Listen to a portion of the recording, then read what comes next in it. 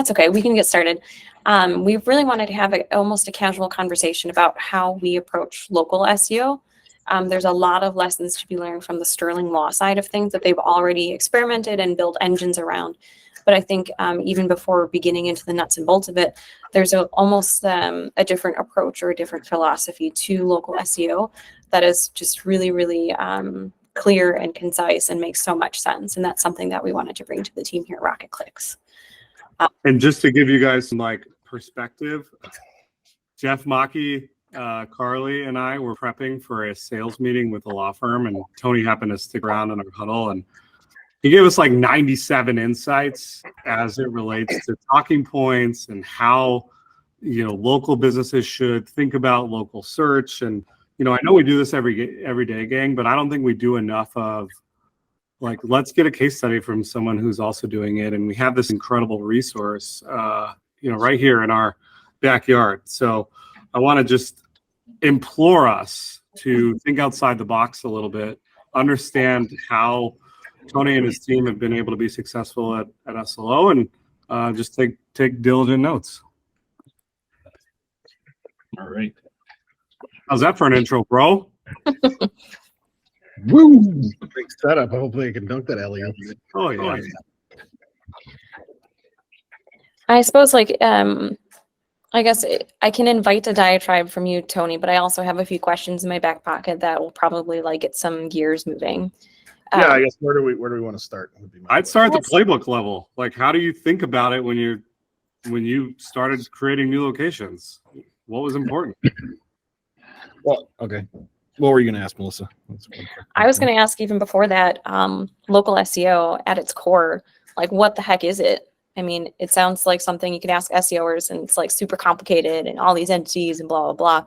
But if you boil it down to the purpose of Google, it ends up being a little bit simpler. So how do you approach SEO? What the heck is local SEO? How do we define it or think about it? Yeah.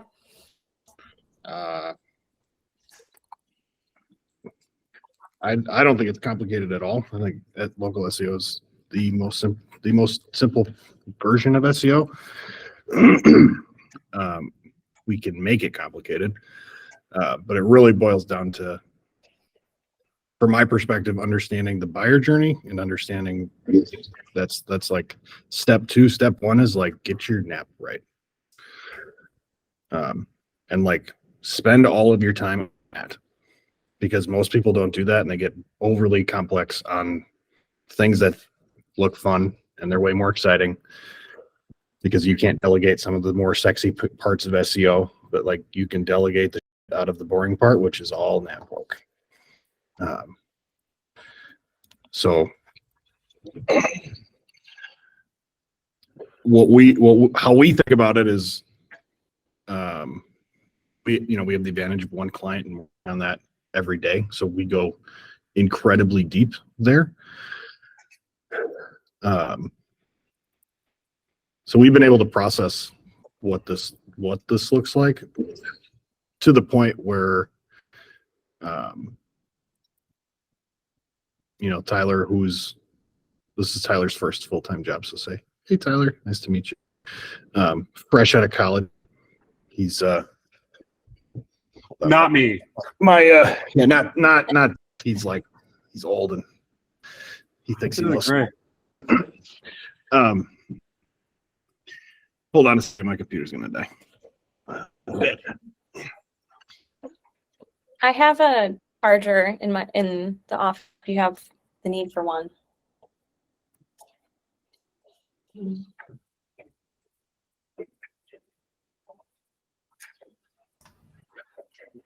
Just a quick question. Did Tony say map work is the non-sexy work? M-A, not A-P-P. I thought he said NAP. I did say NAP. NAP work. N-A-P. N-A-P. There we go. Thank you. Name, address, phone number.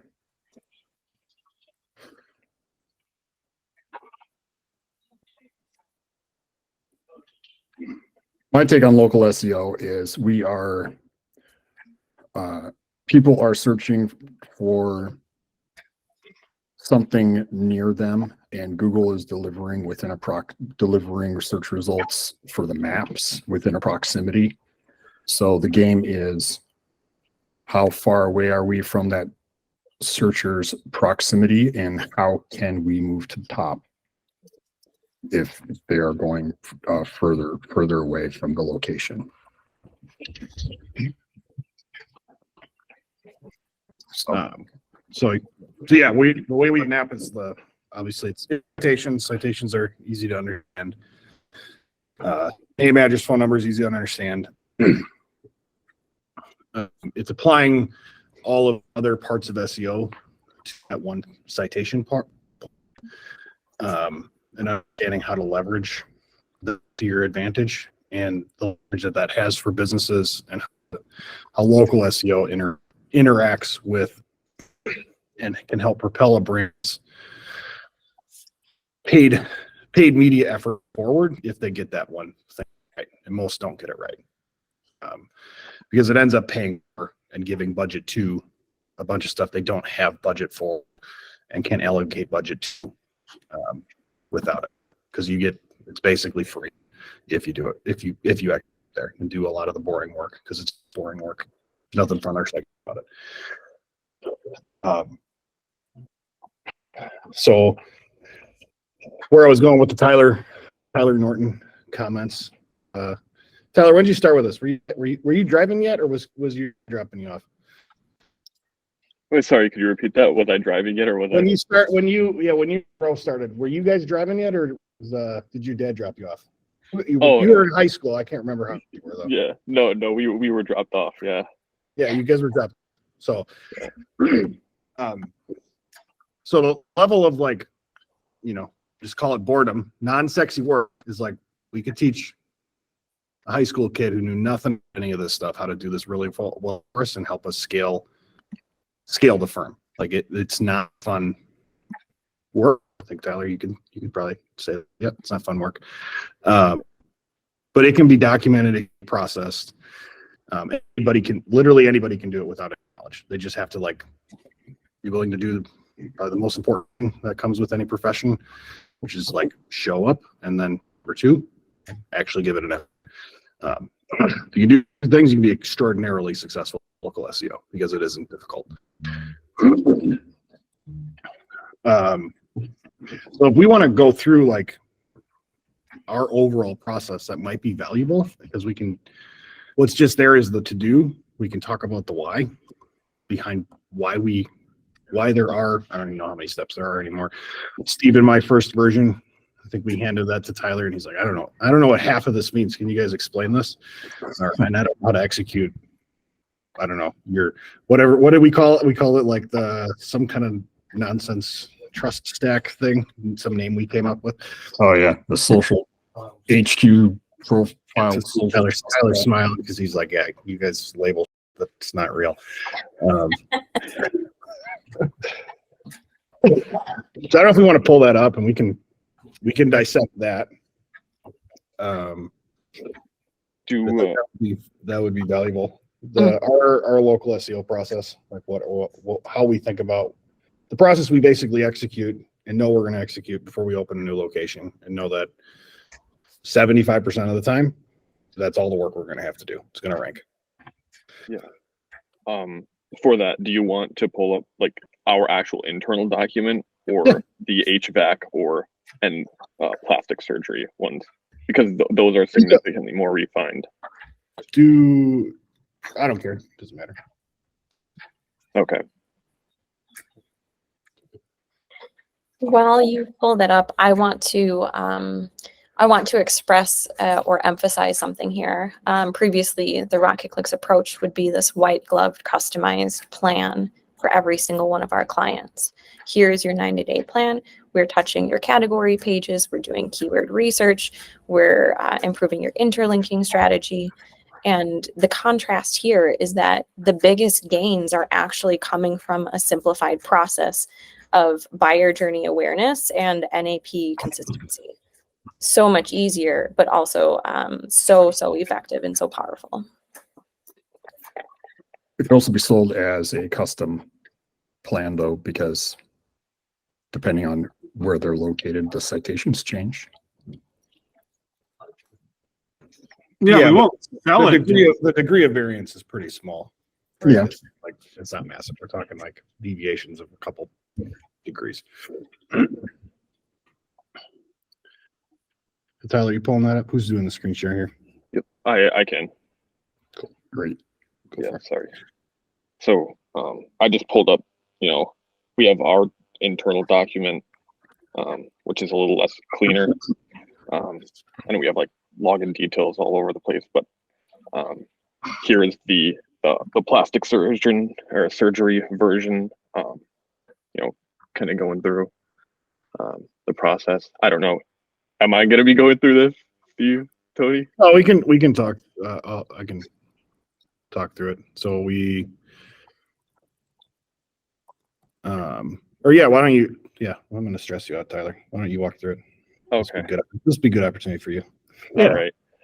So, Sorry, and if you haven't like worked directly with me, like I'm a pretty big proponent of like this is an example of me throwing Tyler in. I'm right next to him so I can support him. So like if he screws something up, I can easily help there.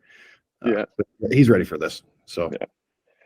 So just to start, we'll just work with the plastic surgery, but basically there's several components. There's the on-site SEO, off-site SEO, and then that technical SEO.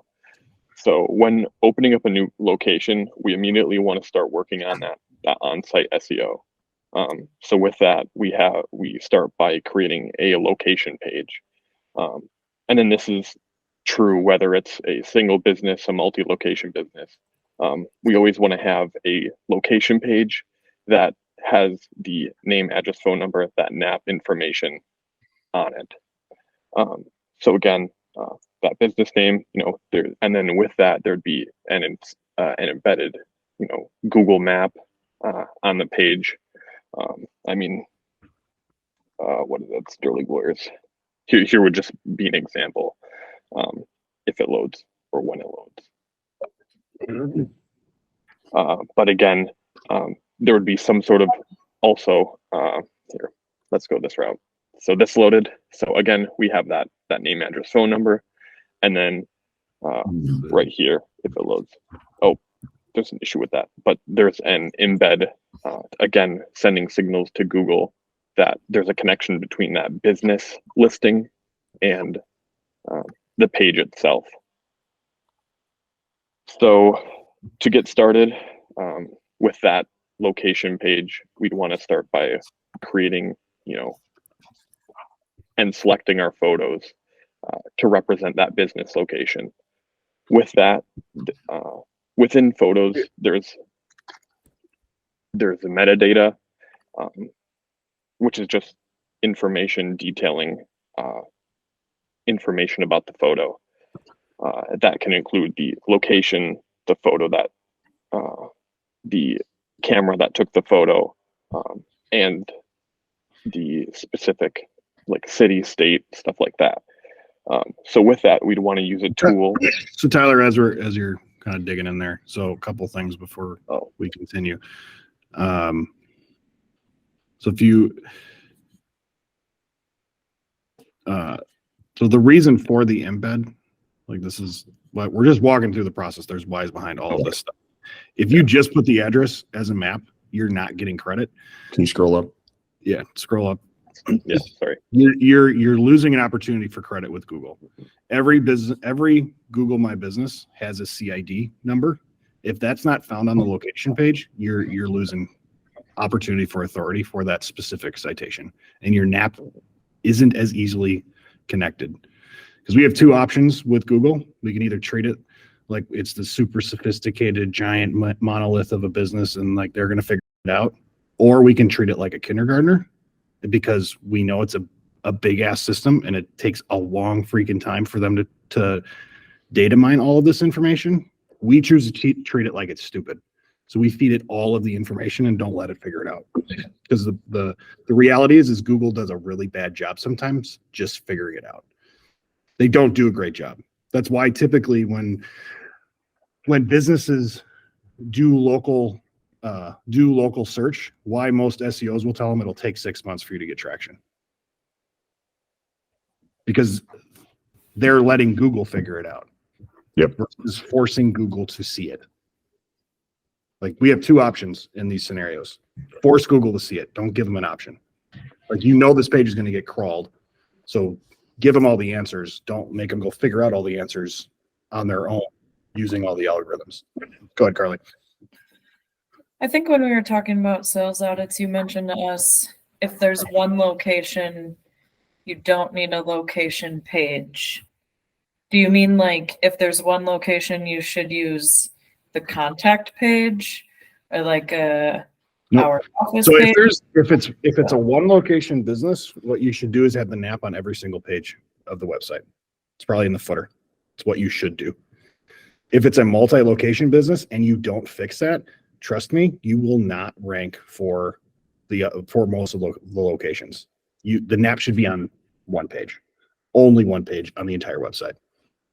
And if you don't do that right, you will have a really hard time ranking because Google doesn't know which one is part of the NAP. If that makes sense. So that's a thing when we see often with our competitors is they do this wrong in the legal space, which is why we win. This is just a small thing, but it's a big thing because you're basically confusing Google because Google doesn't now know which are you. One location, you put it everywhere across the site. Multiple locations, you only have individual pages for that and don't say it elsewhere. Correct. So what about if it's like they have Southeast Wisconsin locations?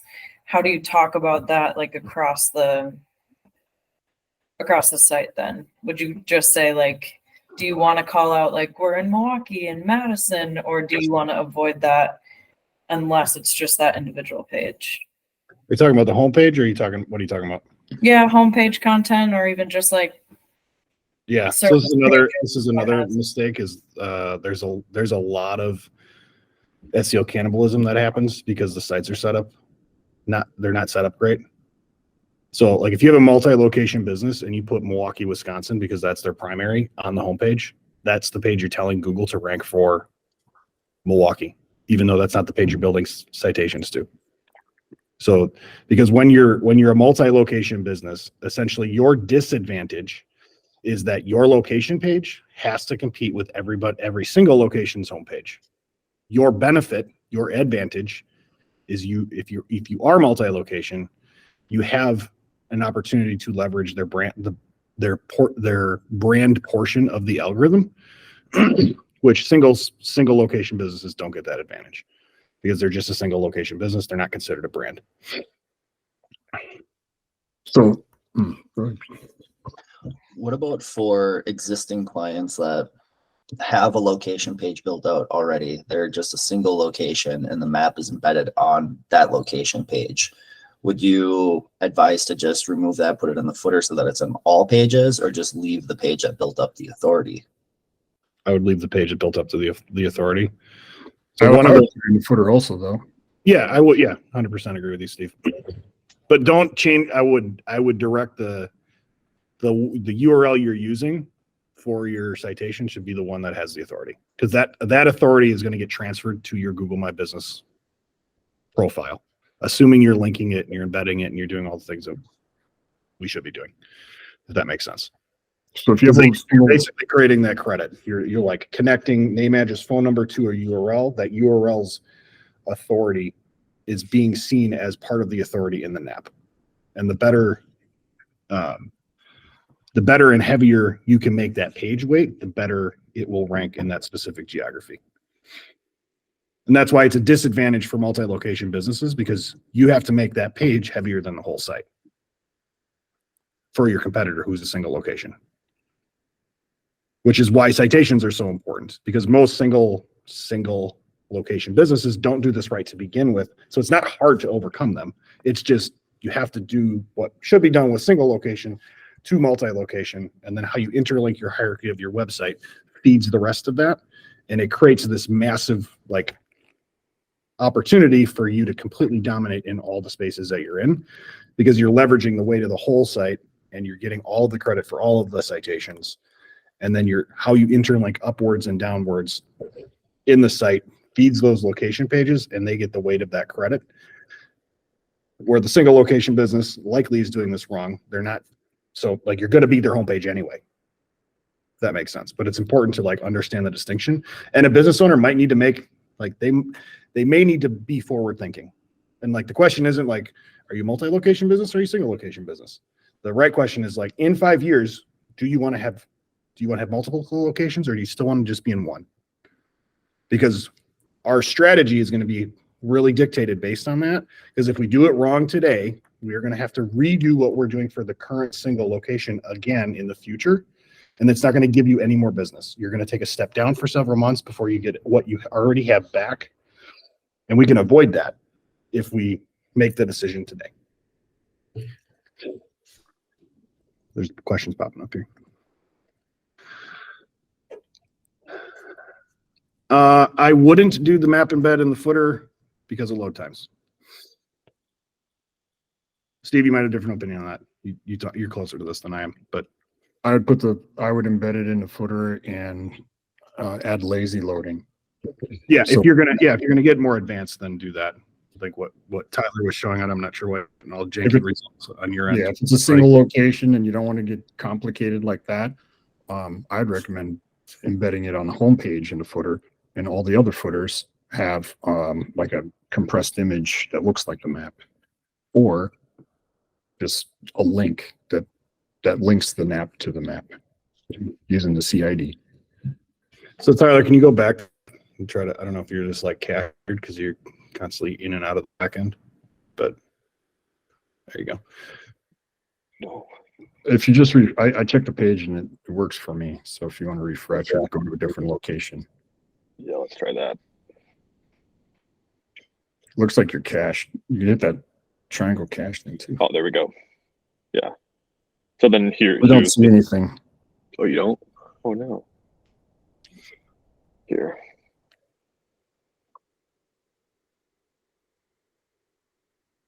Okay, there we go. Yeah, so here's the CID. It's linking to the whole NAP information, and then here's that embed. Yeah, we probably went over that faster than we should have. So link here. Can you just click on it? Yeah. So this also has the Gotta watch CID. the URL. Yeah. So if you see that CID, that's what's actually important. It's going in there and typing the address and grabbing a link. If you do this incorrectly, you're not getting the credit. And like, this is kind of the that we've. So like putting the NAP in and you're linking out to the location, you need to you actually grab this URL that looks similar to this. Because that specific, I don't know, what is it, 16 digits, that string has credit. And that string will never change even if you move a location. So, and that's the same, it's the same embed when what Tyler pulled up there on the local page. So there's two components. It's one, you want to link out to your map, and you also want to embed the map, but you don't want to link out just randomly. You want to be extraordinarily specific. Yeah, as you can see here, we have the link above the fold as well as the embed, which gives it more weight and authority in Google. Yep. So another opportunity missed in a lot of sites is what Tyler went through next, which is all of the data you can stuff into images. It's so easy, and there's not an over-optimization penalty. But you need to use like weird tools that you've never used before, nor would ever use in real life. Am I breaking up? My internet is looking all funky. Off and on. Yeah, pretty bad. Perfect. Why don't you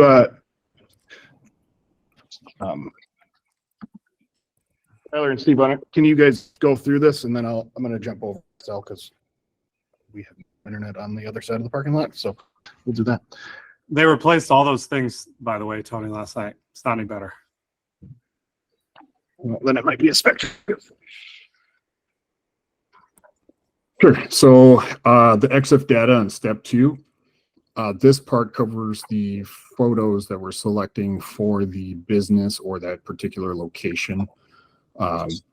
These photos are based off of the guidelines of from Google that recommends like a minimum amount of pictures of like the outside of the building and the inside of the building. We put people and the logo for branding. But the EXIF data part, we edit the EXIF data, and a lot of SEO people feel that I don't know. It's a debate on whether it's useful or not. My take on it is it's useful. Also, we don't know what will change in the future for Google or other search engines that may take its place. So might as well just spend a couple extra minutes to do this. Google does make it public that they read the IPPC tags, but the reason that they're doing that is for Google Images usually. So by doing that, we're basically putting it into the image and telling Google exactly what we're telling Google what the image is about, but not specifically being like, oh, a lady walking her dog. You know, it's like family law attorney because it's industry related, and that's what we're ranking for because that's what the page is about. Yeah, keyword specific.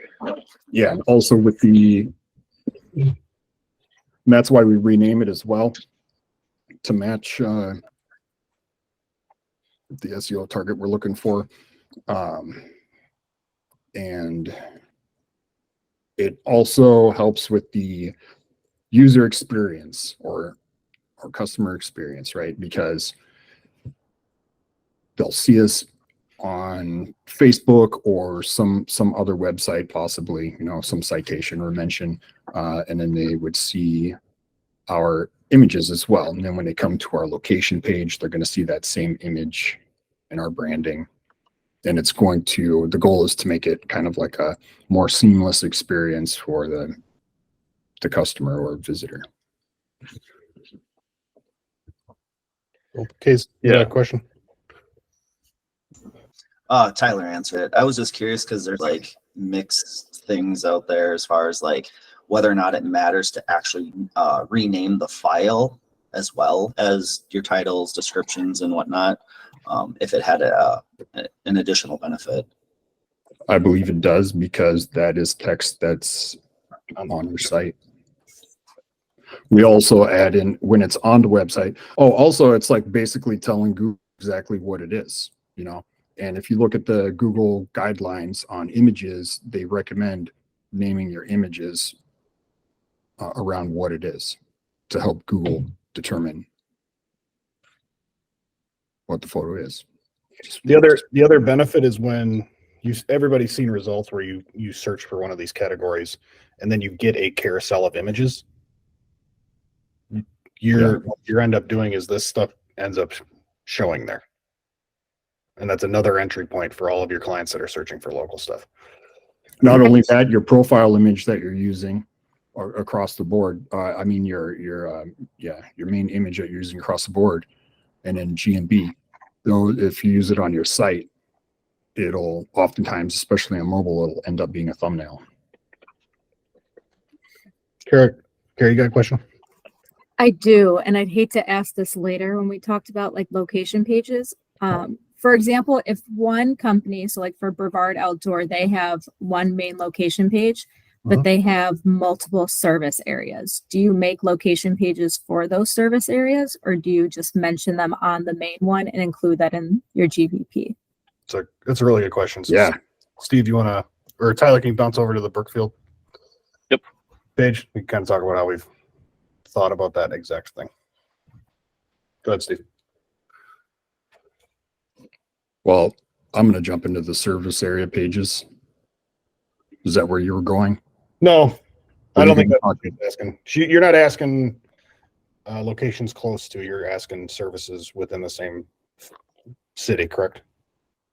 Yeah. So like with Brevard, they have one physical location, but Yeah. they have about 15 different service areas. Yeah. Service areas. Oh. So like if Oh, they're so- in Milwaukee, they would service Madison, maybe something weird like that, right? Yeah, something along those lines. Okay, yeah. So Steve, if you could you talk about the site hierarchy, how we've thought about that and how we've solved Yeah. it? So what we have is we have our locations subdirectory. Under there are physical locations with naps go there. And then to target the areas, if you see that above the Milwaukee area, Yes. there's that our areas we serve.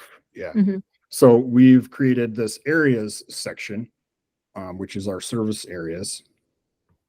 And within this, it breaks it down by, now this is kind of janky, but nobody goes to this page except Google. But we break it down by county, and then within the county, then we put the cities. So we have areas, county, city. So you can build it out like that. And then do you Those- have But it's in specific? it's specifically in a different directory. Right. So confusing Google. Like that's very intentional. Yeah, it's in a different directory. We don't want to confuse Google about the main location or the NAP, and then have the map listing tank. And then We for also don't link from them from the location page. This is another thing that we see as an error that happens often. Because you're sending different signals at that point. Right, and then each city links to the closest or to the office that serves that area. It links to that location page from the areas page. I'm sorry to keep interrupting you. What was your question? no, I was just, this answers my question right here, is to see like if you have individual like air service area pages, which it looks like you do here. Yep, and so if you type in a city like Franklin divorce lawyers, Sterling lawyers should come up in Google, things like that, in the organic listing. Cool. Thank you. Hey, can you sort of clarify a location page and a contact page for me? Because I'm not. We do not have contact pages.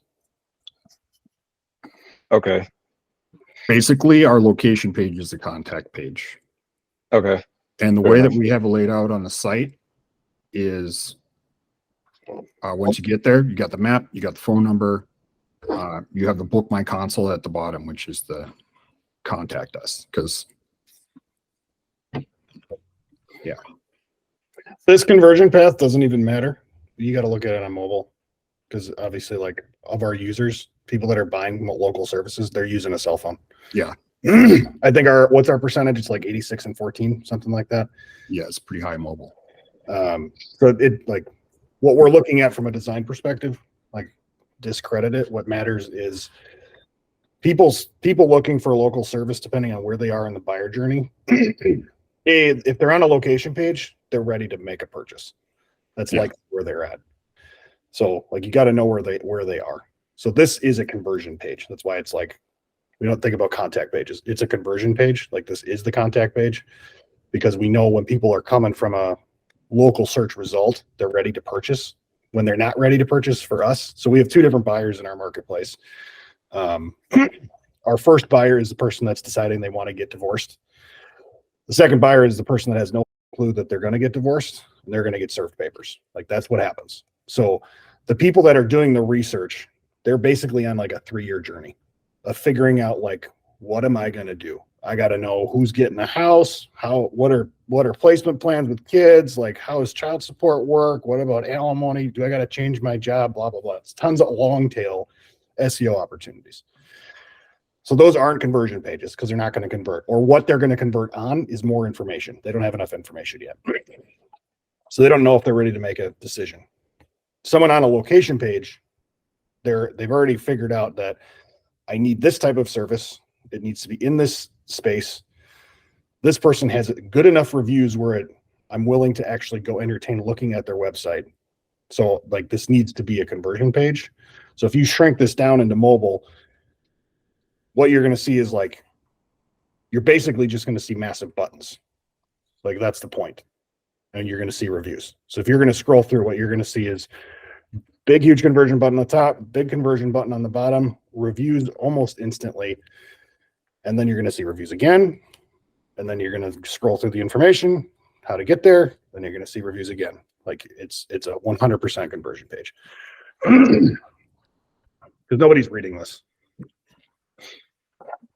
Nobody's reading it. However, all of the text is unique for each page, even if it's a bio or profile text about the company.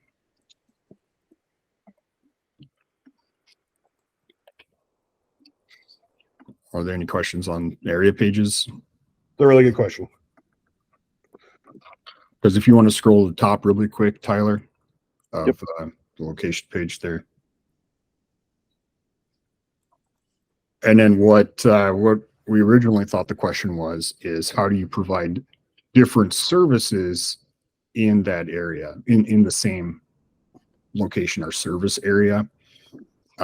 So we're divorce lawyers, right? But there's all these other services around that we provide. So we've created this list called Family Law Practice Areas. And if you want to click on one of those, Tyler. Yep.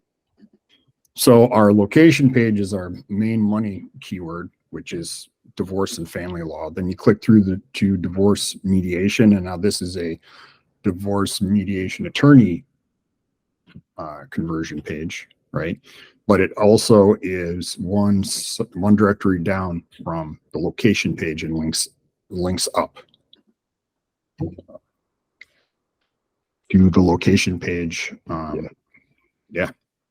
So that has helped us leverage the different services. And then we have other initiatives that we do, such as creating blog posts around these services and these pages to bring back, to bring links into them, as well as creating long-term or long-tail keyword opportunities from those blog posts.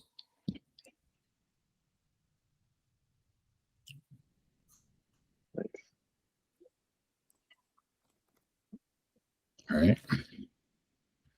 Cool. So we've gone over the location page on the website and the EXIF data on the photos. Are there any further questions so far? Went to the location, the areas, service area pages as well. I navigated directly to the Wisconsin/areas page that you have. I don't now. It may be somewhere else, but I'm looking in the top level menu and I'm not seeing a direct link to it. That is on purpose, I'm assuming, correct? Yeah. So all of our location pages link to the location, the /locations. Now, with that, I'll briefly touch on this. When you go down to see Milwaukee area and you see the NAPs, and someone earlier asked, or we were talking about not putting your NAP on all of the pages and other pages because it'll confuse Google. Well, in this one, it's like an unstructured address, basically. It doesn't have our name or phone number. So we put our addresses there. We just say Brookfield office, for example, which should link to that office and bring that in. But back to the areas. So we're not ranking. We don't need to rank in the maps for that because we don't have a Google business profile for that location like Franklin, Wisconsin. So for those area pages, we don't really need to do a lot for those smaller cities. So we just have the areas we serve linked from the locations page. I created a Jamboard. You can, I don't know how to share it. I think it's shared to everybody. People might have bounced over there. I kind of drew how we interlink to this. Steve, this is all off memory, so this could be. All right. And Tony, just for everyone's benefit, is this, I know we're talking about Sterling, but this is a strategy that we can use for any business that we manage that has a location or more. Yeah, the Sterling thing is plug and play. The categories are plug and play type of thing. So if you look at that Jamboard, is that what that's called? I think it's what it's called. Basically what you see there is you have our locations, we have cities, locations links down to cities, city links back up to locations. It also links back up to the state. And this is just internal.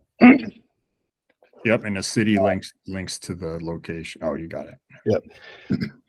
So that's on the location side. So these cities, can you guys see my mouse when I'm doing this or no?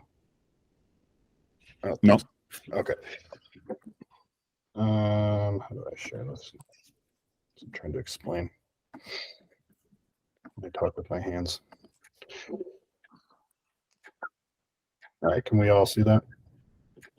Yep. Okay.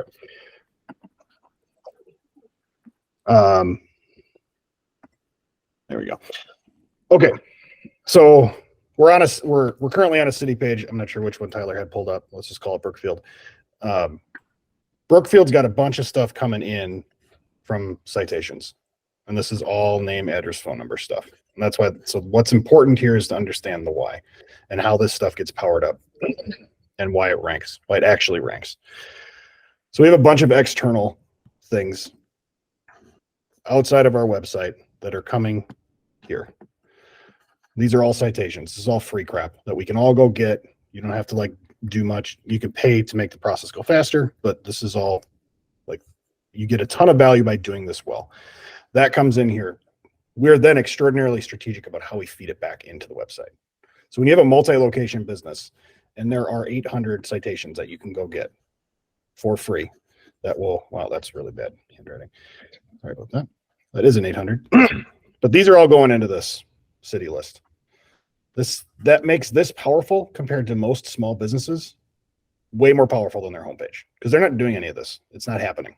So you're winning on the location. You can then siphon all of the benefit of that, of what's happening there to the rest of your site without confusing Google on your city page, your actual location page. Mm-hmm. So we made this mistake in the past. We used to do this right here in a Google up. We constantly got weird results. Sometimes it would rank, sometimes it wouldn't, and it would pop all around. And sometimes a normal location or a service area page would rank for a specific location. Or the wrong location would rank first. Yeah, or the long location. I mean, man, remember when that was happening between Milwaukee and Madison and how much that to the business, basically? Because we'd stop getting business in one area. So like now that attorney's not fed and the other attorneys that are over here in Milwaukee aren't getting fed and like everybody's pissed off. So we tested a bunch of things. What we found worked and what we believe the why is we're pushing this stuff here. And because we have so many of these, this is an extraordinarily powerful page because of the internal linking. We then push this here to the areas pages, and then we push it down. And we push it down and back and then back up, and it's all interlinking and pushing all of the equity around the site very well, if that makes sense. But it's also not confusing Google at the same time. So it's like, got to check, how do we check both the boxes? And then the benefit is for these small areas, we're still winning organically when in the past we wouldn't, or we confuse Google or whatever. So any questions on this super beautiful drawing? Just one. Yeah. So where city appears on the right and then over under county on the left, that's the same exact page. You're just showing the hierarchy and the travel path. No, so this is under here. So this is your actual physical location. So like for us, we have a location page and then we have an actual service. We have an actual location in Milwaukee. We don't have an actual location in Greenfield. So we have an areas we serve page with links to the counties and the cities. We have a Greenfield page, but it's not, these two things are not linked at all. We're not connected. What we're doing is we're moving the value of what we did here through this process. Anything listed under a county is a city that meets our population density threshold and is not a city where we have a location. Anything under locations is the city is the actual location page. So if we have an office in Milwaukee, it goes locations, Milwaukee, versus Greenfield, it goes areas, Milwaukee County, Greenfield. So anything under the locations subdirectory has a map. Okay. Or Google profile. The way that I'm thinking about this, a use case I can think of immediately is Rogers, who struggles to rank for city, I guess, terms for cities that they're not physically located in. So if they're in a suburb or if they're adjacent to a big city, they want to appear in that competitive market. But if they're only using their location pages, they never create a scenario or create an opportunity to actually talk about that city, particularly in a way that doesn't confuse Google. This is creating the scenario where you can still mention the city, still mention the county, still mention this area, even if you don't have a brick and mortar location in it. And Google still has a crystal clear understanding of your location entity being your brick and mortar location, as well as the separate directory off to the side where they can understand you have expertise in your service area. Yeah, and I think I missed it. This goes here as well, doesn't it, Steve? Yeah. Greenfield will link to Milwaukee, and then what ends up happening is Milwaukee will rank. And because Greenfield is related to Milwaukee, from how we've interlinked this from a hierarchy perspective, Greenfield, Milwaukee is super competitive, so it doesn't work there. But in Sussex, for instance, this will happen there where we'll get 2 organic results. Waukesha, which is where we actually have a location, and then Sussex is going to get pulled up into it because it's not competitive. So we get hit twice. 2 points, if that makes sense.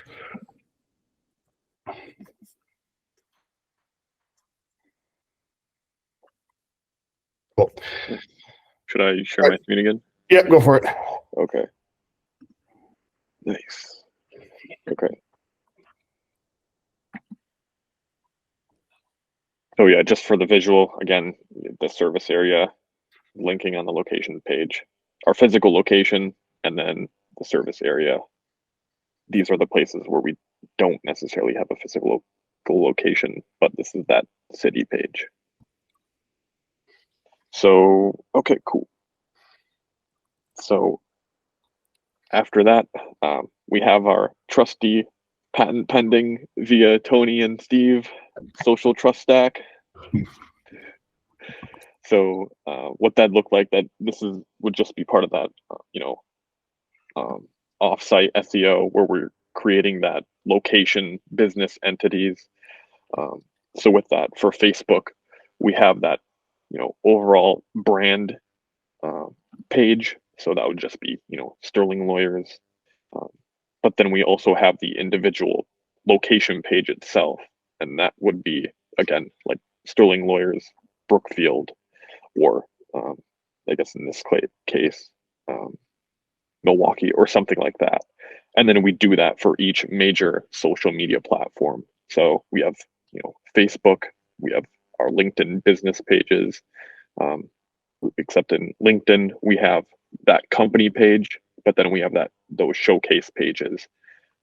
And then again, we use keywords and that geo modifier to target that specific location. And then again, we do that same thing with Instagram, Pinterest, Twitter. And the goal is to upload those images to these platforms as well. Yeah. That by having these brand accounts, some of them that like they don't bring any traffic. Let's say like Pinterest, for example, but Pinterest is great for photos. So uploading all of our information there, they read our EXIF data and whatnot. And then Google picks it up and was like, oh, this company took the time to create a social profile on this platform. And then it builds trust and authority. And it's an opportunity to link back to the location page. Yeah. That's why we're doing all this. Constantly linking back with the same information. Yeah. So and then when we get down, because when we get down lower on the page, it's going to come all the way back up to here. And we basically create this massive loop, both internally and externally. And that's how we get results super fast because of how we link internally and how we leverage how external sites are linking, and we use our site as a hub for those links. And all of the ones that are the most important, we force Google to crawl. Because I think what we get this page crawled how many times? How many hits does it get a day from Google? Like 100 or so? Jeez, Ridiculous. a lot. So we create spin text for links externally for major citations. That way, when Google comes and crawls it, every time they're crawling it, they're getting new links that are important. We rotate like, I think 12 or so. So they're constantly crawling all of this stuff. We're sending them external. Those externals come back to our internal, and they crawl our site again. And we're just constantly trapping the bot in this cycle. And Google will remember what we were linking to. So they'll keep that in their database. And even though the links are rotating, they're like, oh yeah, they were linking to the profile on Yelp, for example. And today they're not, but they made that connection. The business, and so Google records that as well. How often do you rotate? Does it automatically every time the page loads. Oh, very fancy. It also depends on, for Google, it should be automatic when the page loads, but for the users, we have some heavy caching. So it won't rotate for them as often.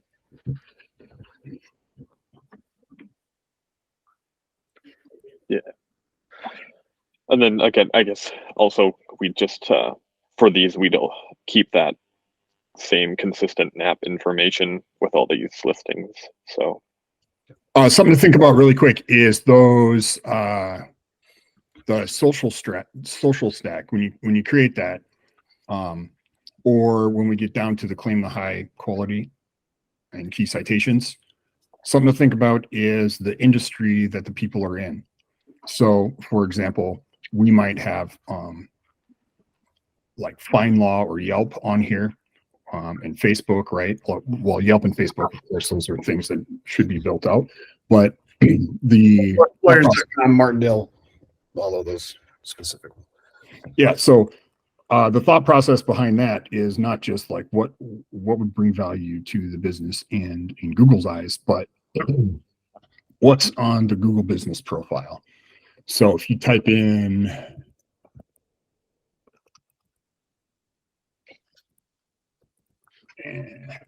second here.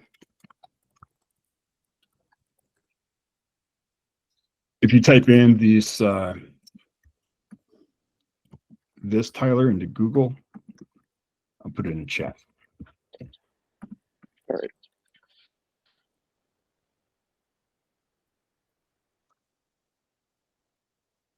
Okay, so on the right-hand side, you're going to see reviews from the web. This tells me that these 3 websites are very important to Google. For the industry. For the industry. And it doesn't just mean these 3 websites. I would be searching industries in large cities that have a lot of reviews, and then searching their name, their exact name, right? And then you can see all of the reviews from the web that they have for that industry. It's like a little spot test or whatever. So that tells me that that's important to Google. So I would want to claim those and then have those part of my HQ citations or the social stack, depending on what the website is.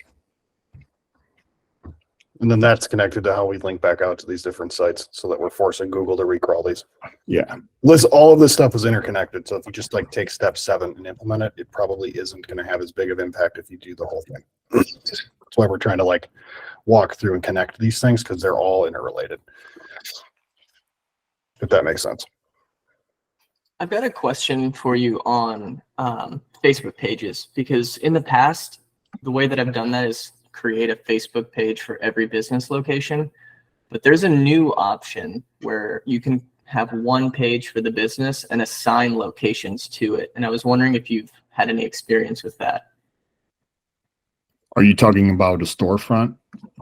It's like yes, I think it is a storefront. So it's a Facebook page for the business, and then the storefront would be the location, and would essentially create like a hierarchy for it. So Google would understand that all these locations are relevant to the same business. That's what we were talking about. Okay. Yeah. You make the one brand page, and then each storefront from that is the location. Carly, you want to pull up the Facebook page or? Yeah.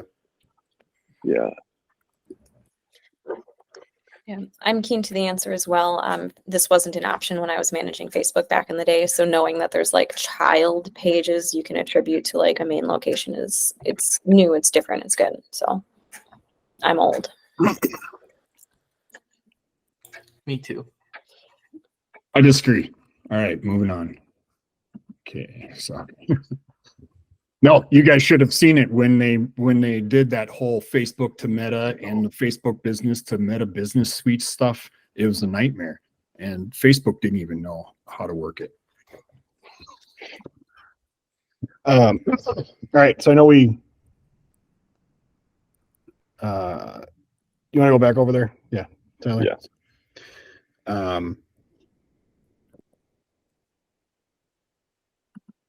You can skip that next one. This This is one? more. Yeah, this is more okay. about opening a new location. Yeah. It's important, but that's not a lot of our use case. Yeah. So for us, so like just on that, our whole leasing strategy, how we execute the process of getting a new lease is 100% dictated by this process, which probably sounds really weird, but that's one of our strategic advantages. We start this process before we even have a physical location that we can open. And there's a way to do that.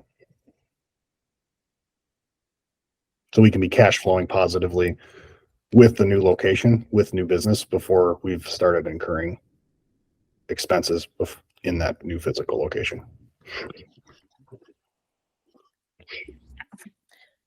I know that we have 3 o'clock coming on about now. For the Sterling team, Tony, are you guys okay to like hang out and just keep talking, or do you have a hard stop as well? I'm good until 4. Yeah, I'm good. Yeah. Okay. I'm good. Sweet. Stay if you can then.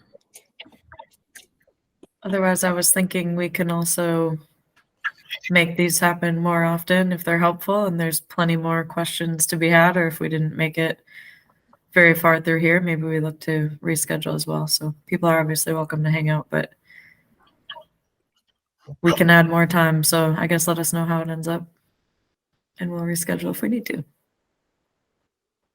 That's good. Sweet. Thank Thanks, you guys. Thanks, Carly. Thank you. I have a question with Facebook really quick. So I did a search for Sterling Lawyers, and I just want to share what I'm going to share what came up. Is that okay? Can I do that quick? Yeah. We're in the middle of a rebrand, so that's probably Yeah. the answer to your question. Our main I don't know. business is Sterling think Law so. Offices on Facebook right now. But go for it. We got. Oh, okay. That's not what I wanted. Just a second. Nice. Son of Give me new business. I'll take that. Boom. You wish, buddy.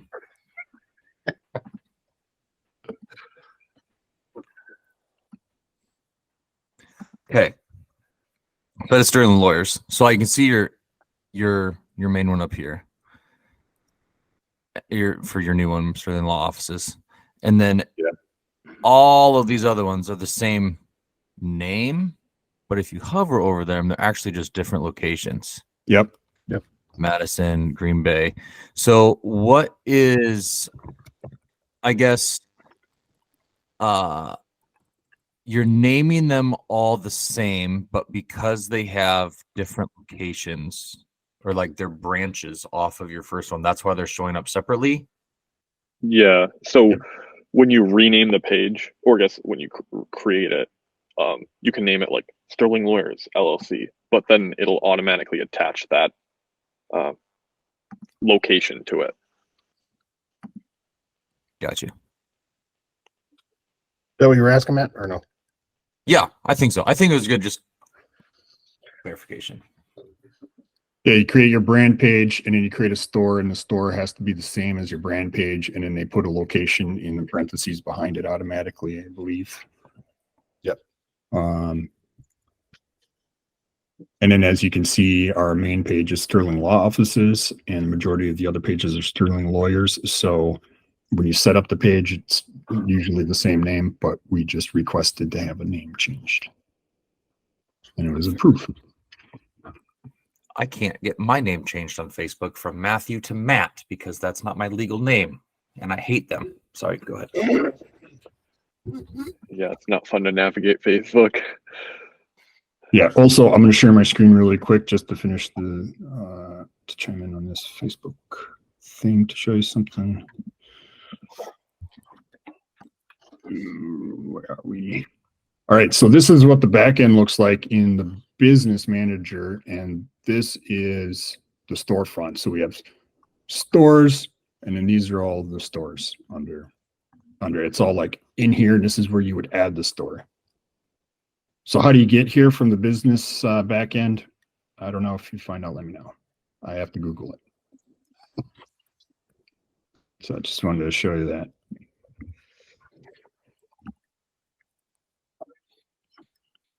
Go jump back in the doctor. Mr. Tyler. Yeah. Am I still displaying? Oh yeah, you're the driver here, bro. Okay, nice. Yeah.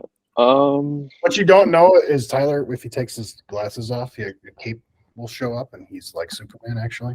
So it's pretty cool. Yeah. Believe it or not. Cool. So we go from that social trust stack of the business profiles, and then this is where we create our high quality and key citations. So these are measured by SEO tools like Ahrefs and Majestic, and that's how some of these were determined. Again, we have that plumbing example where it says reviews from the web to help us form that list. But basically, what we want to do is create these business profiles from already high trustworthy and established businesses, and kind of go off their metrics. So a lot of this information, again, it would be like, map specific. So we already are working on our Google business profile. So we'd want to get our information on Apple, Bing, and again, niche specific websites that are high in trustworthiness. Yeah, I guess something actually interesting to hit on is if you go back up to the Create Google business profile, we don't claim it and it isn't public here in this fourth step. And there's like that's on purpose. That's not a typo. So what we aim to do is, so we're going through starting a new location page. So we create the page, we do all this work. I don't remember where we go. Where's the point in which we claim it? But when we claim it, what happens on the Google is their Google bots go nuts. And if we have all this stuff set up well already, that first initial crawl is so important that getting all of this other stuff set up first and getting it interconnected and doing that enables you to, when Google enters all of this information into their database for the first time, there's a bunch of stuff already there. So that'll accelerate the process of getting you ranked in the map versus you create the Google business profile, that first crawl happens, nothing exists or is all fucked up. And you miss that opportunity. You only get that once. It only happens one time. Yeah, it's kind of like writing a book. If you're writing a book, and you're like, check out my book, but it's not ready to go, and they just have to fumble through and whatnot, versus giving them your book with a table of contents, and then they just follow those table of contents and like, oh, nice.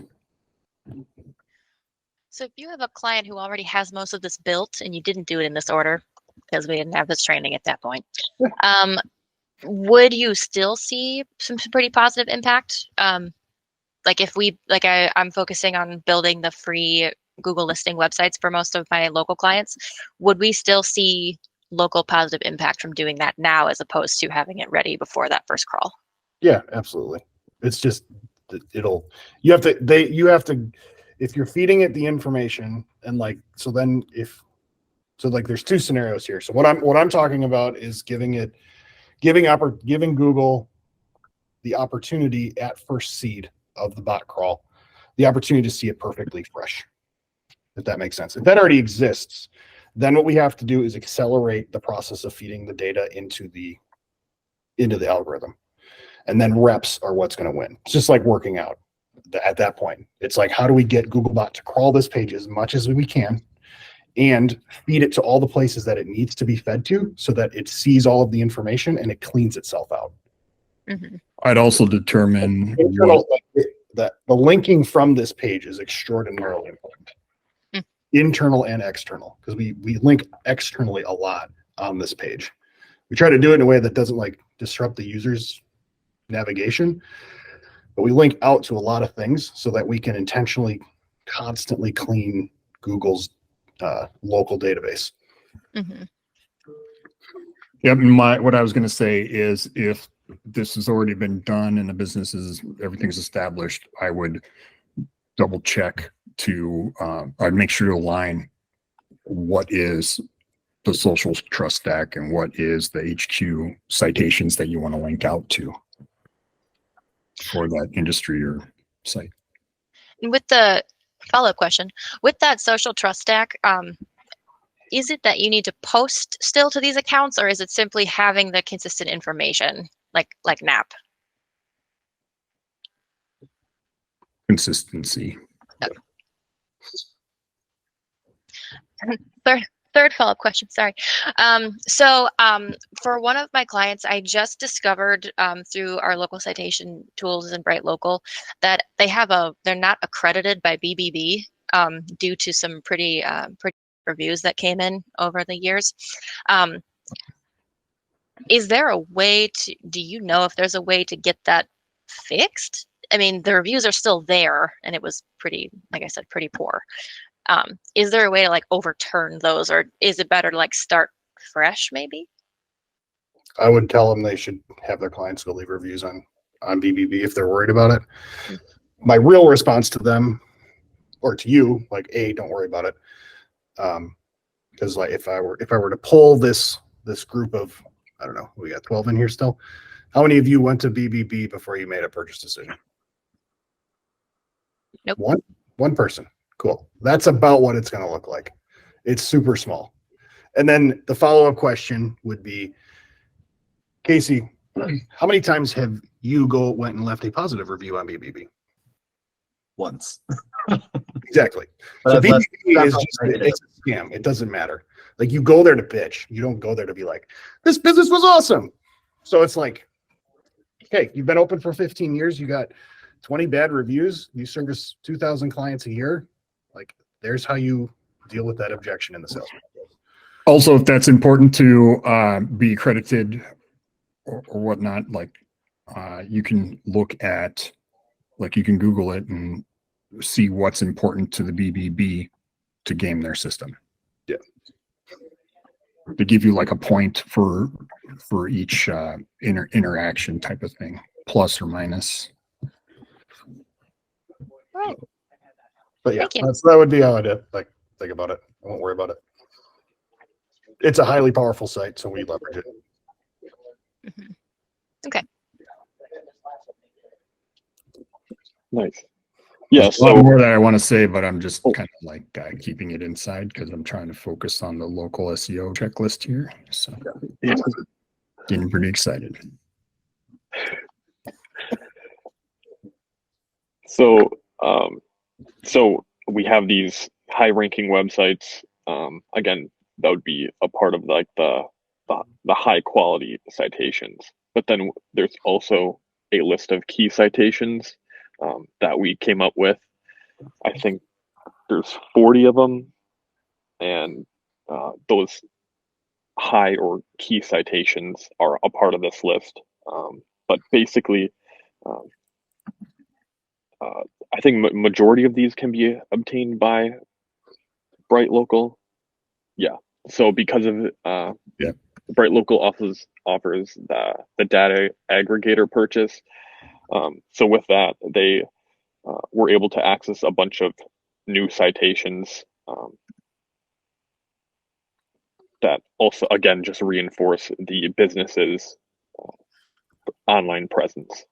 And then there's also, certain ways you can go about manually creating citations and, managing usernames and passwords as needed.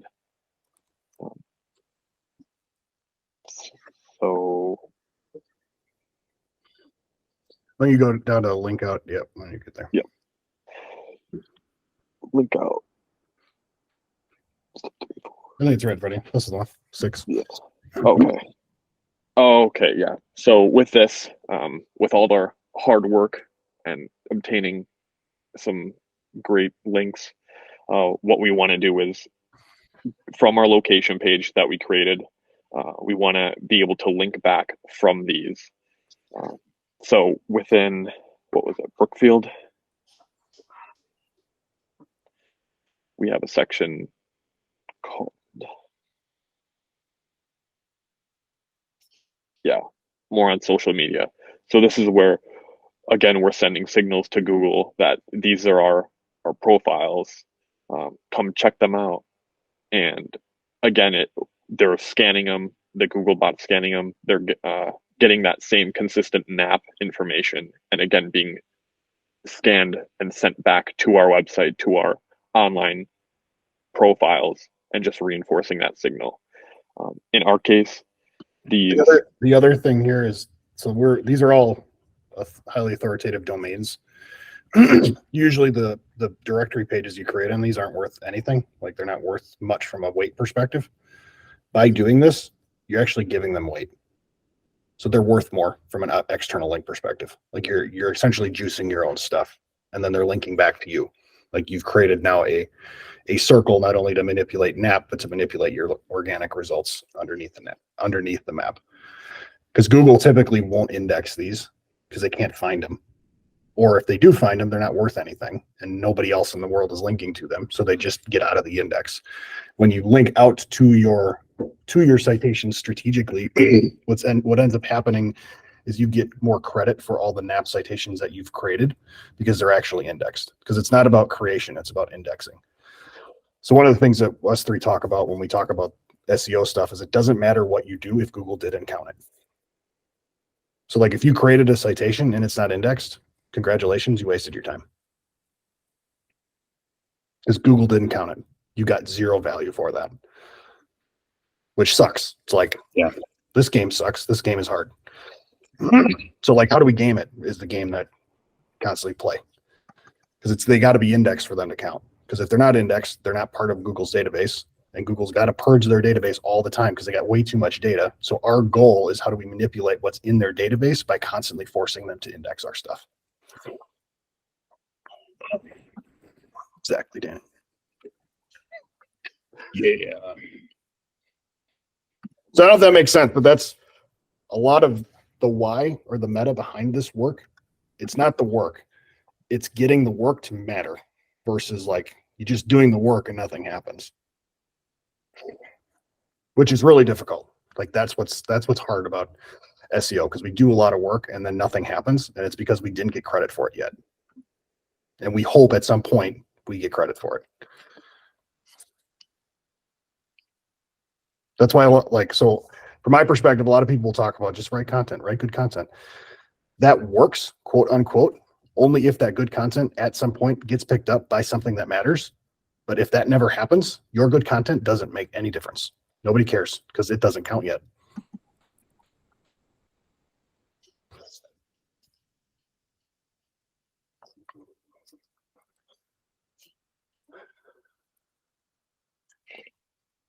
Yeah. Any questions here? This may feel like it's overlooked, or it probably does get overlooked. So we've shared this with lots of people. Like, oh, it doesn't work. It's like, no, it works. 26 for 26 works fine. Did you guys build that script to like keep it pulling in? Do you mind sharing that dopeness? Hey, you guys stole the employee that helped build it. So. Oh, sweet. Okay. Yeah. Go contact Nate Northway. On it. He was a bit more clumsy before Nate Northwood came up. His solution was more elegant.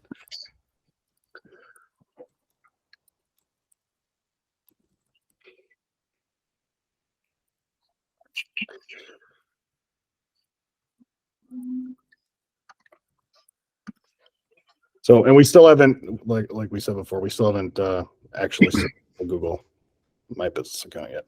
So we're still like seeding the internet with all of our information. I believe that. Oh, whoops. Let's see here.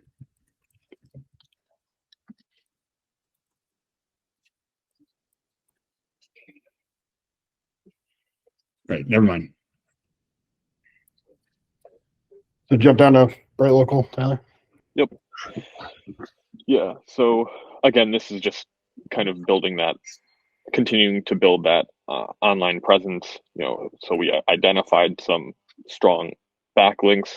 Then we continue link those backlinks to our location page, and then we submit, you know, claim our data aggregators from Bright Local. As mentioned before, a lot of these data websites come from those data aggregators, and it really is just a waiting game. Since it's once you submit it, you're at the mercy of the data being cycled through. Do you guys know what the data aggregators do or are? Well, for those that don't, if you want to click that link. Oh, you already have it. Look at you. Nice. Under submit to Bright Local. Yeah.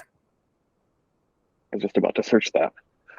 So this is what it looks like. If you want to click the second link in there, because it's an interactive one, and then you highlight or you mouse over like Google, for example, and you can see what feeds into it. So mouse over Google, and then you can see. So one of these has been removed and replaced with Foursquare. But as you can see, when you submit to these data aggregators, they feed into a whole bunch of other websites. The idea is submit to the data aggregator. Aggregator feeds the maps and other listings that are out there, and then those get picked up by Google. All right.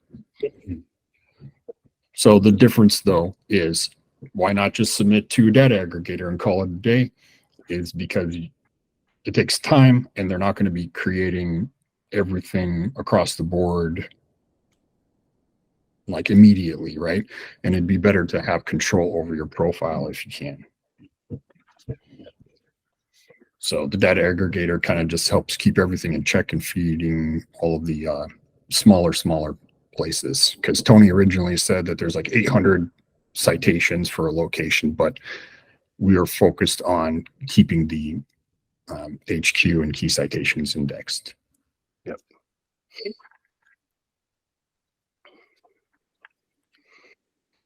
Yeah. So with Bright Local, there's that New Star, Data Axle, like all that's a part of that local search ecosystem, and that's what we'd want to submit our data to. And then one that's missed a lot is this GPS one. This one's, I don't know if we're doing that, but that one is often missed, and it's those are very powerful links, and they're actually they're pretty close to source data for Google in their maps.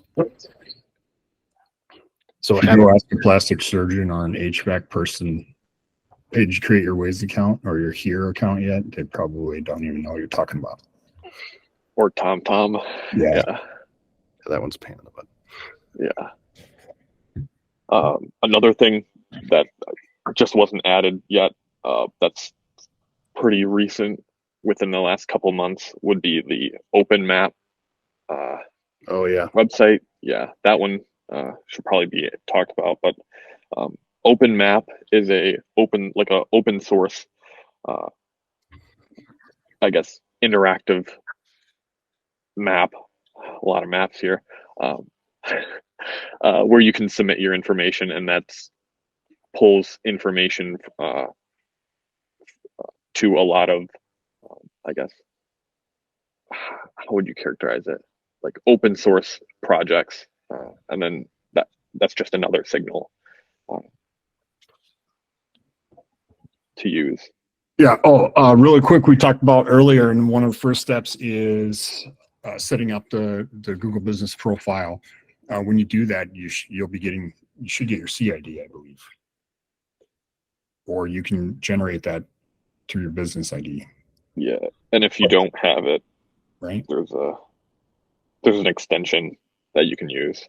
I just use like but this is before it's live. Verifying. Yeah. Right, Okay. because we want to include those CIDs in our submissions to the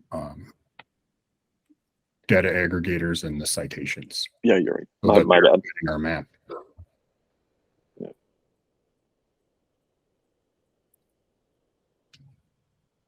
Yeah.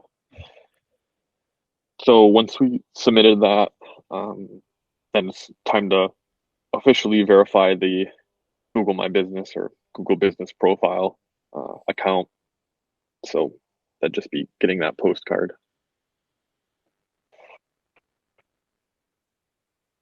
And then we have, once the location is verified, we can link out from the location page to that Google Business Profile.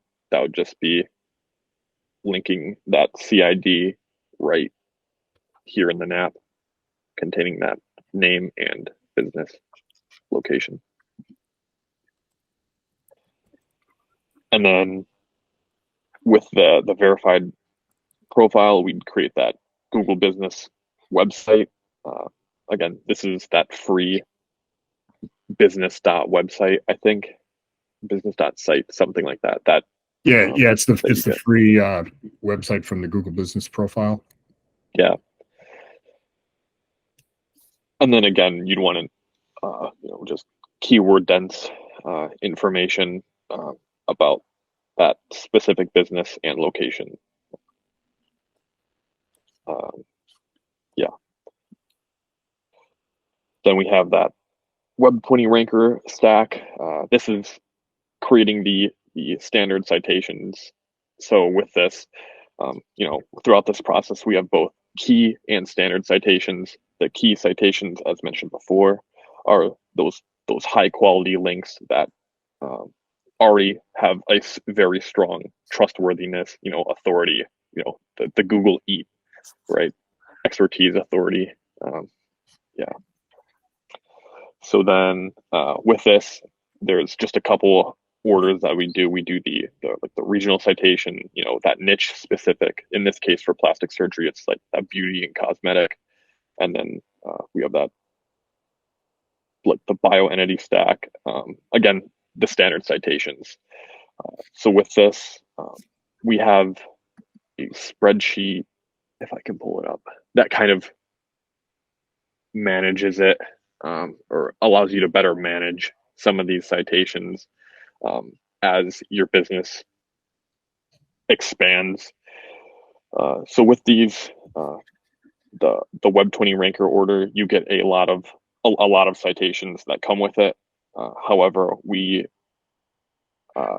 ranked these based on Ahrefs to compare the strength of these standard citations, and we have a list of 120 that still have significance. So then we take that list, and you can take all those citations, put them here, and then this will populate the domains that are actually a part of that standard citation list, which have significant weight. One example of this would just be this. So here's just like some citations from Sterling, right? And then column E pulls this information. Oh, Kickstarter was a standard citation, and then it'll populate any missing citations that can be built out in the future. But with Web 20 ranker, we submit those orders and then just fill out the information on their platform, and including any industry related citations. So Besides that, depending on the industry, if it's a law firm, you can create your own individual, attorney page. If it's plastic surgery, you can create a plastic surgeon page. It's just important to look at if a specialist or something like that can have their own profile, and it can be built out that specific way. So Are you talking again, about Google Business Profiles? yeah, for like attorneys or other professions. Usually, if you have like a licensed professional that works for a business, they can have their own profile at the same location as a business. Yeah, like Tyler said. Yeah. And a quick question. We have one of our clients, they hired a new person and they were hoping that they could like reclaim that individual physician's, I think it was a physician, was it a Quintessa thing? Hoping to claim the old profile for the individual, claiming that versus starting from scratch. I think that we tried to claim it because we figured that whatever authority was built up there it'd be best to grab. But I don't know if you had any follow-up questions there from that specific client project. I know it was a bit of a hassle. We had ultimately decided, because it was with a completely different company and all the way in Denver, that we were going to create a new and keep going. So no follow-up. I mean, maybe unless you guys might have some insight on being able to make the necessary changes so Google understands that she's moved to Quintessa and is in Wisconsin instead of across the country, versus creating a new. Well, in that case, if she already has some mentions, if you Google the person and the new location and see if they have some mentions, there's some proof right there. What I would do is try to claim that business profile, and if it wouldn't allow me, I would email. I'd put in like a support ticket through their Google Business complaint form or whatever they call it now. And then I would probably go to the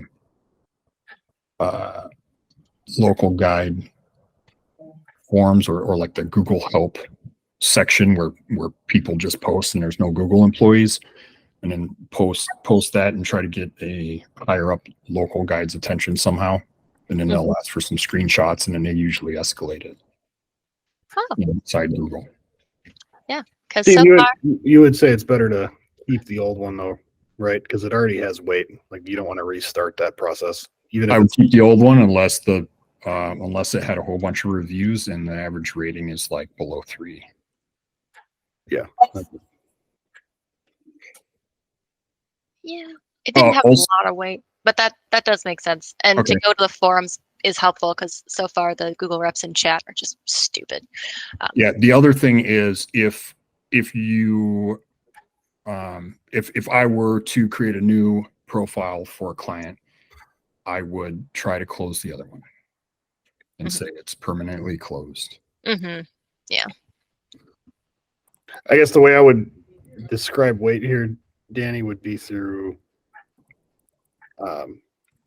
it's not just does it have like a bunch of citations and all that stuff, like the fact that it exists, and if it existed for 10 years, that alone says you should keep it. So I don't know what all the details of the example are, but the age of something is actually worth a lot online.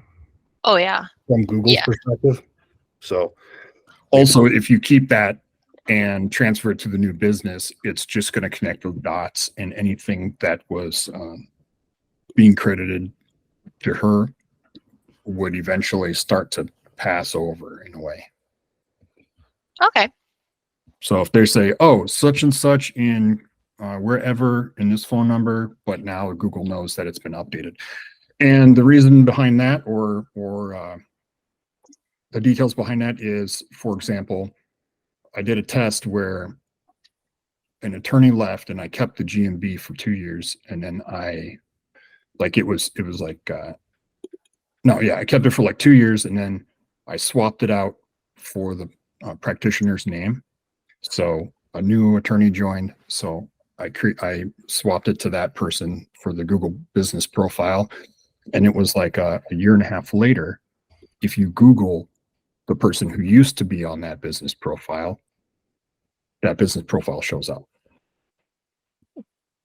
So for example, if I say it used to belong to Jessica and Jessica left 3 years ago, 2 years ago, I transferred it to Bob. If you search Jessica, Bob's Google business profile comes up. Yeah, so all that history is still in the. Yeah, they keep it all. It's associated with the CI that ID number. Mhm. Alright. Yeah. Oh, also just question, just to make sure, Tony, you have access to all this, right? So if Rocket Clicks needs these templates, they can access it. Okay. I got access to everything, Tyler. Come on. All right, just making sure.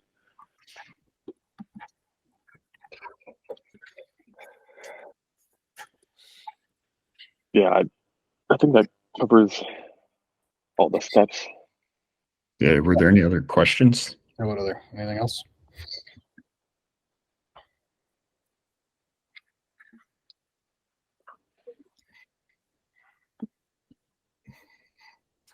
I guess not related to the playbook, but we said that there's kind of two key ingredients for really rapid success and really easy understanding. One is kind of consistency, especially in your NAP. The other was the buyer journey. For people, especially like law or otherwise, it's kind of agnostic of the industry, like any kind of first steps in understanding the buyer journey or things that a strategist could apply to their work today. What's been really important for understanding your buyer journeys or how you decide to flow them through your website. I know that's like a really broad question. It can go in a billion different directions, but if a strategist has never prioritized understanding the buyer journey before, like what's the best first step? But the easiest first step is start listening to phone calls.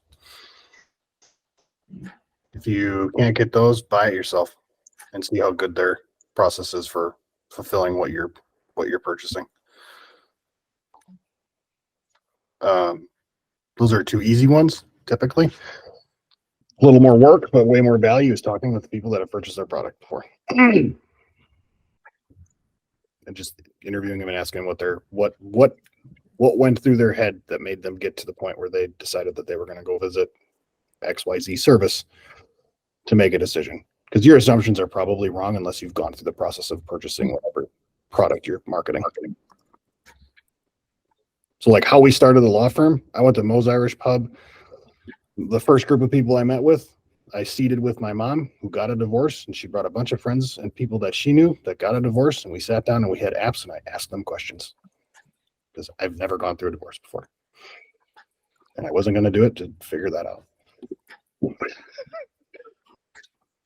And I did that with 3 different groups. So I ended up talking with about 30 people.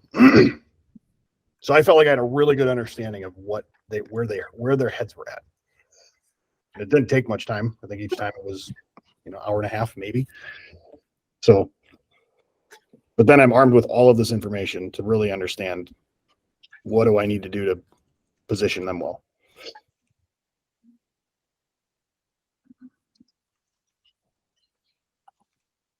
So that would be what I would encourage, is to do that. Can't do that, get some phone call recordings, listen to those. So, part of that was part of learning, was doing those interviews. Another part of learning for me was actually like sitting in the seat to schedule consults and hearing these stories. I got a very good understanding of what are they going through? What are they looking for? And I saw lots of holes in my marketing plan, even after having the conversations with all those women at the start.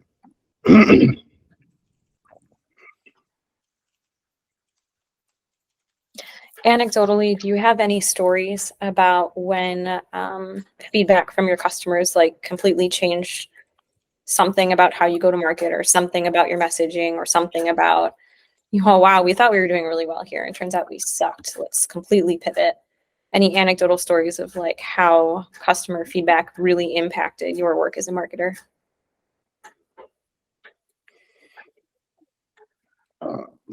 I can give one small one. It's not a big one, but it's off the top of my head. Is getting emails or replies from clients saying, where's the appointment link?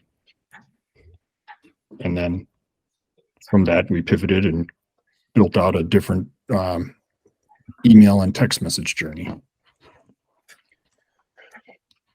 That's a really tiny one though.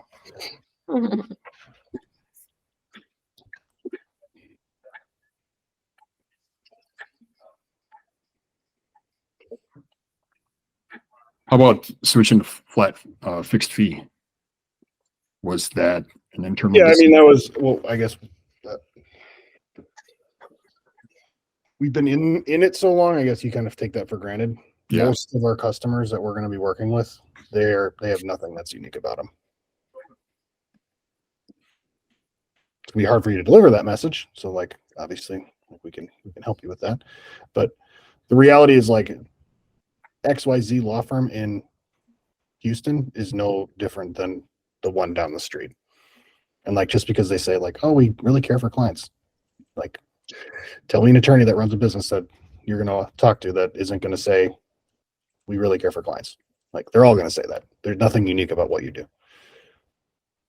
Yeah. Like I can tell you what's unique about us is like, we're the only firm that does fixed fee, that exclusively fixed fee. We don't touch anything that isn't fixed fee. We've cut family law down into like 2 case types. It's just divorce and paternity actions. We don't touch anything else. So of the people that contact us, I think it's like 60%, 60 or so percent, we have to refer out. We say no to lots of business. So, and then we're obsessed with reviews. We ask clients 3 different times during our service path, how are we doing? You cannot get that anywhere else. Attorneys do not want to hear the answer to that question because that question, the real answer to that question sucks. And it all starts with the NPS, which is internal feedback. So we can read all of that. And it also, based off their feedback, that also determines where they go next in their journey. So clients rationalize buying with us because we're fixed fee. We just do divorce. And we have, I think, what do we have? Like 7,000 reviews on our website. I think it's closer to 8,000 now. Yeah. They just keep rolling in. We get 15 a day. So yeah. Boom. I don't know if that answers, if that's what you were looking for, Melissa, but that was, you know, the unique differentiator in a marketplace, I think, is something most small businesses struggle with, and they're not honest with themselves. Like, to be real honest, there's nothing unique about Rocket Clicks. That probably sucks to hear. Like you're at an agency that is just like every other agency. Where we're trying to get to is to actually create a differentiator where we pick industries and like we specialize and we do it really well, and like we're actually experts at a thing that we do. Versus saying, hey, we're great at SEO and we're great at PPC. Like, tell me digital agency that won't tell you that they're great at SEO and great at PPC. Not different. We got a rocket in our logo. That's like probably different. There's probably only like, 50 that look like that. It's like, maybe we're different a little bit, but that's probably the differentiator.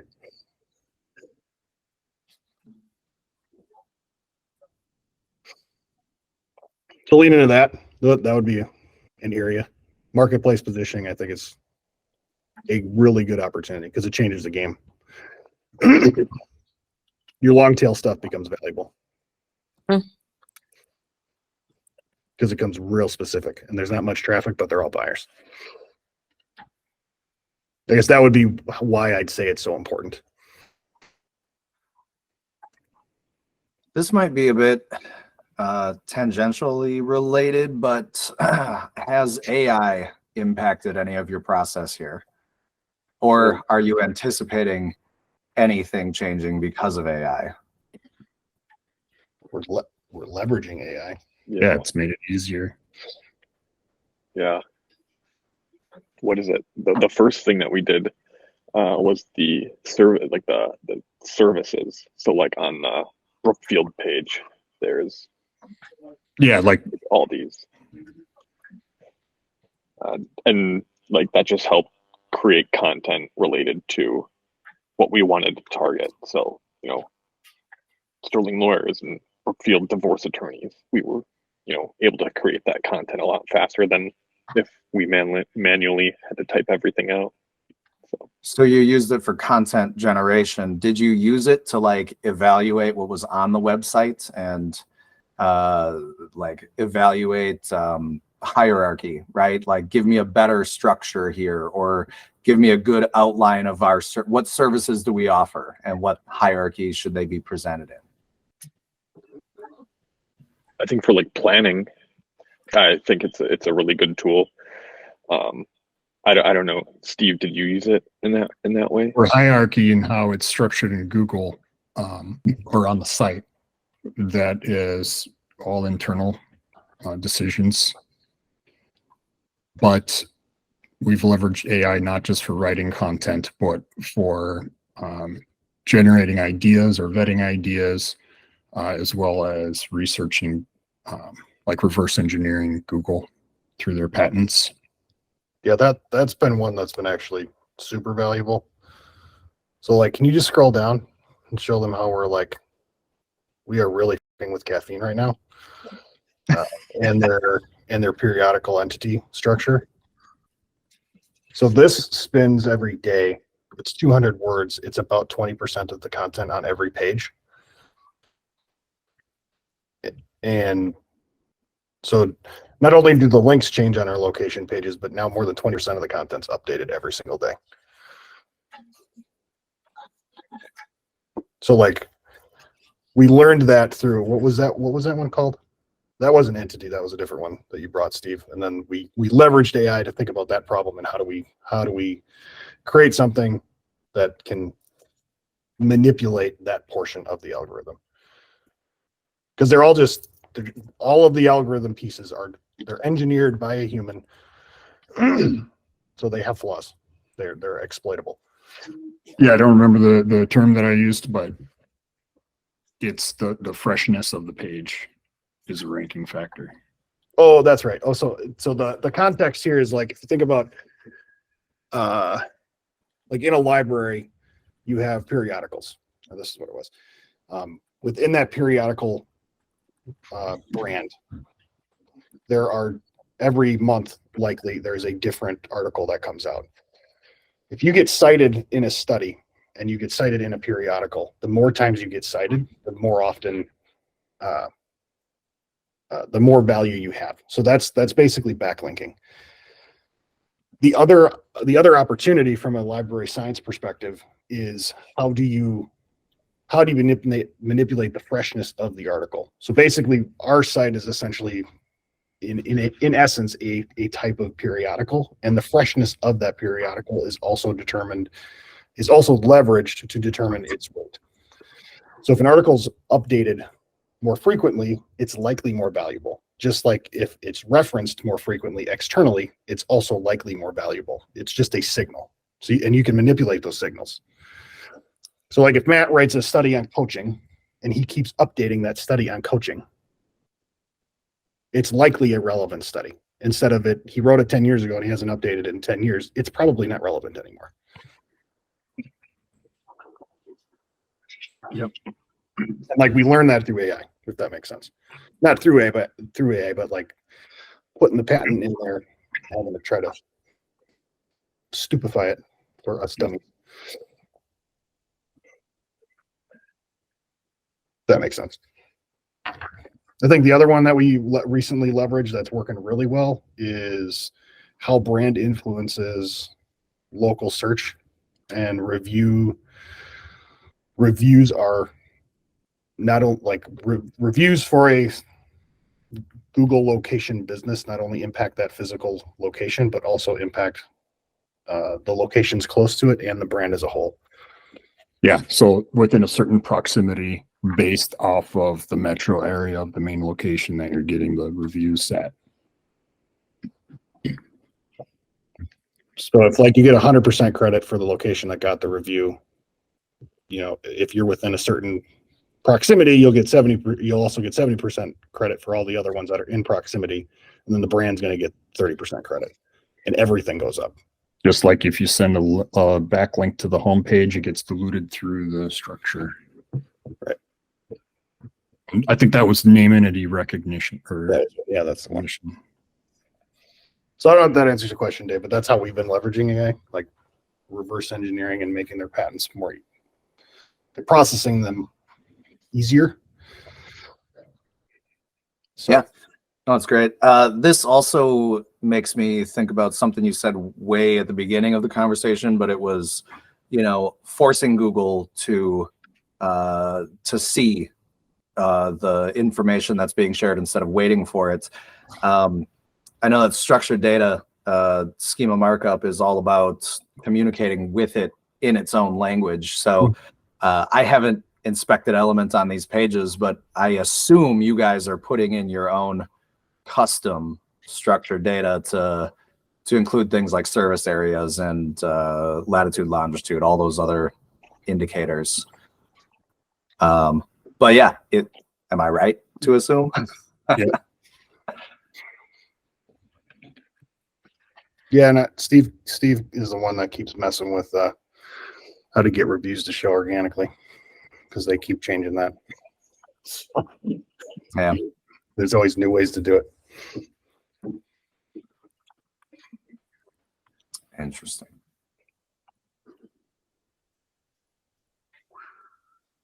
Yeah, I got one in my back pocket still. This one. When they take this one away.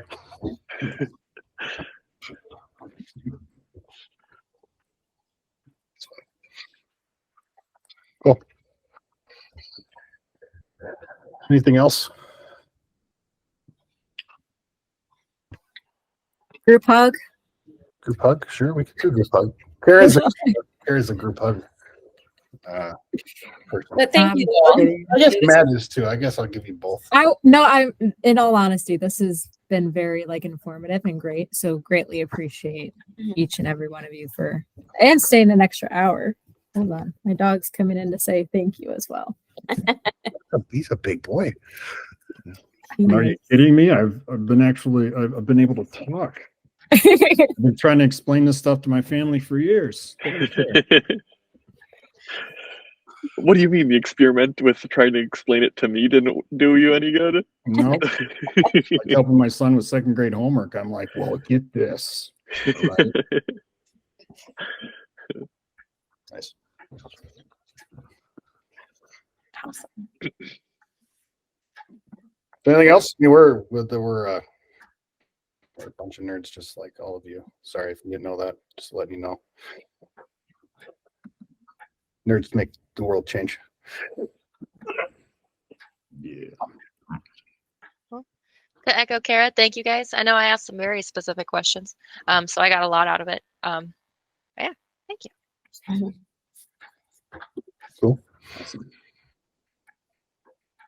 Yeah, I think one of the biggest benefits here, if you haven't picked it up, is like implicitly, I had Tyler present because Tyler's super new to all of this, and like this can easily be transitioned into the associate team. Like the delegation opportunities here are massive. Mm-hmm. So then you can elevate them up and they can become experts, and you can work on bigger strategies like positioning, how we help you position your brand better in the marketplace. So when we do send traffic to it, it converts at a higher rate. You get more phone calls. Your salespeople can convert more opportunities.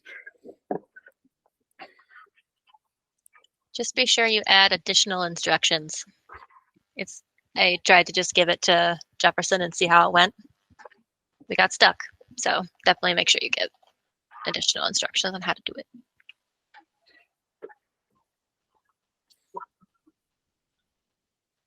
Cool. Awesome. If you need anything, call Tyler. Call Superman. Yeah. Awesome. Well, thank you. Thank you, everybody. Have a great rest of your day. It has been recorded, so we'll share it out to the team members who had to bounce in and out or couldn't join us. So, yeah. Awesome. Thanks. It was fun. Cool beans. Thanks, everybody. Thank Bye. you. Thanks, guys.